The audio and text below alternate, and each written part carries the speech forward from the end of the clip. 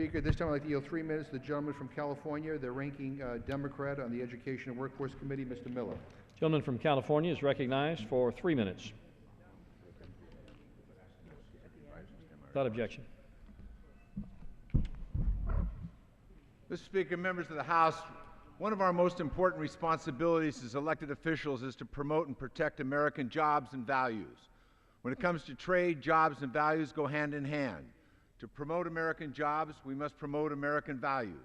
We do this by ensuring that our workers are protected from unfair competition with countries that keep wages artificially low by repressing essential democratic rights. To speak out, the right to organize, the right to bargain, the right for a better life without fear of reprisals. And so, as we can now consider the trade agreement with Colombia, what do you get when you exercise your rights in Colombia today? You get death threats and death squad activities against you and your families. Colombia is the most dangerous place on earth for workers who dare to exercise their rights. During the last Colombian president's 8 years in office, 570 union members were assassinated. To date, only 10% of the thousands of killings over the last 25 years have been resolved. The problems here are undeniable. So I appreciate that the U.S. and the Colombia governments have finally brought labor rights into the equation. They have agreed to a labor action plan requiring Colombia to change some labor laws and to commit more resources to fight violence and impunity. But the plan is fatally flawed.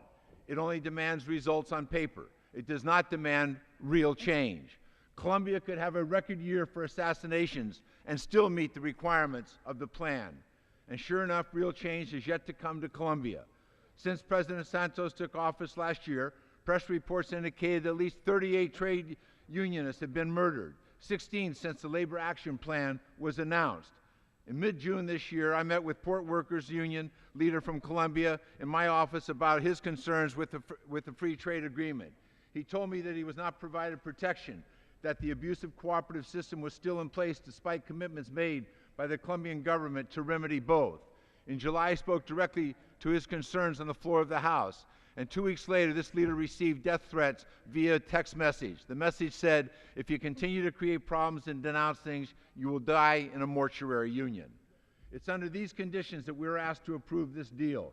If we approve the deal now, any incentive for Colombia to truly improve will vanish. Now is not the time to reward violence with impunity with the seal of approval from the United States. The deal with Colombia is neither fair nor free.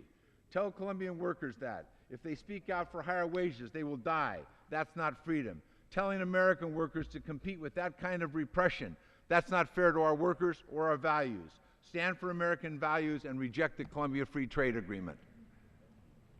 Gentleman yields back his time.